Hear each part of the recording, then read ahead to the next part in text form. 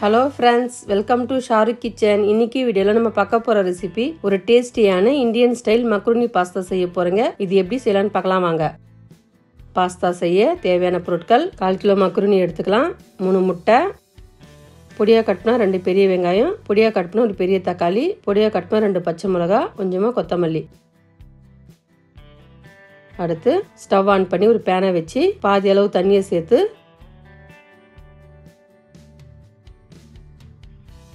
ஒரு டீஸ்பூன் கல்லுப்பை சேர்த்து 1 டீஸ்பூன் எண்ணெயை சேர்த்து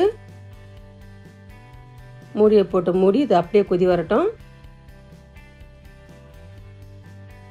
இப்போ நம்ம தண்ணி நல்லா கொதி வந்துடுச்சு. இந்த சமயத்தில் நம்ம எடுத்து வச்ச மக்ருனியை சேர்த்து நல்லா மிக்ஸ் பண்ணிக்கலாம்.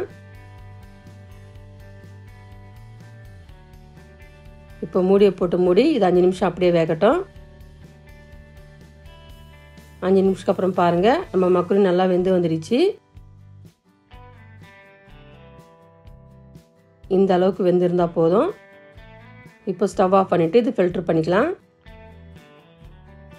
இப்போ அதே கடாயில் 4 டீஸ்பூன் எண்ணெயை சேர்த்து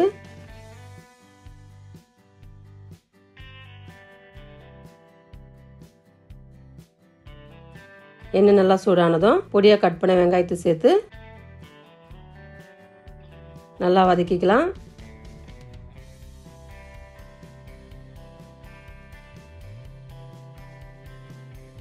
வெங்காயம் நல்லா கண்ணாடி பதத்துக்கு வந்ததும் 1/2 டீஸ்பூன் சால்ட்டு சேர்த்து கூடவே பொடியாக கட் பண்ண பச்சை மிளகாய் சேர்த்து நல்லா வதக்கிக்கலாம்.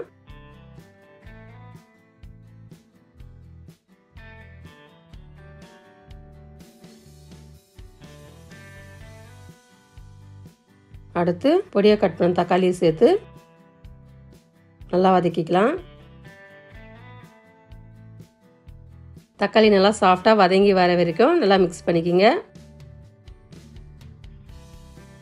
இந்த அளவுக்கு வதங்கினதும் 1/2 டீஸ்பூன் தனி மிளகாய் தூளை சேர்த்து 1/4 டீஸ்பூன் மஞ்சள் தூள், 1 சிட்டிகை தனியாத்தூளை சேர்த்து நல்லா மிக்ஸ் பண்ணிக்கலாம்.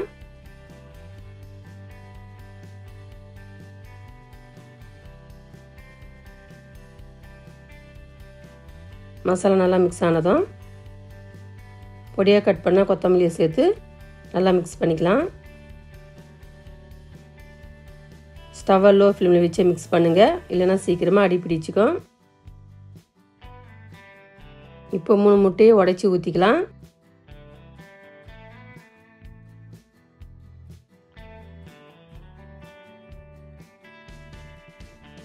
இந்த மாதிரி சேர்த்ததும் இப்போ 1/2 டீஸ்பூன் சால்ட்டு சேர்த்து நல்லா மிக்ஸ் பண்ணிக்கலாம்.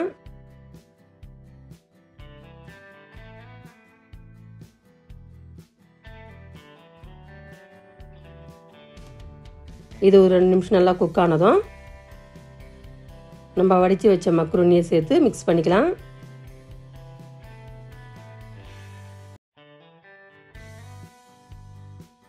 இப்போ மசாலாவும் மக்ருனி நல்லா மிக்ஸ் ஆகிற வரைக்கும் மிக்ஸ் பண்ணிக்கோங்க.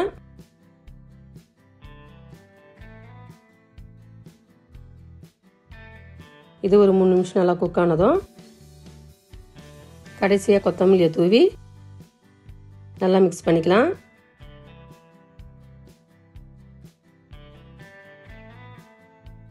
இப்போ நம்ம மக்ருனி ரெடி ஆயிடுச்சு. ஸ்டவ் ஆஃப் பண்ணிவிட்டு ஒரு பிளேட்டுக்கு மாற்றிக்கலாம். இப்போ பாருங்கள், நம்ம பர்ஃபெக்டான மக்ருனி சூப்பராக ரெடி ஆயிடுச்சு. இது சாப்பிட்ற டேஸ்ட்டாகவும் சூப்பராகவும் இருக்குங்க. வீட்டில் இட்லி தோசைன்னு செய்யாமல் இந்த மாதிரி பசங்களுக்கு டிஃப்ரெண்ட்டாக செஞ்சு கொடுத்தா ரொம்ப விரும்பி சாப்பிடுவாங்க.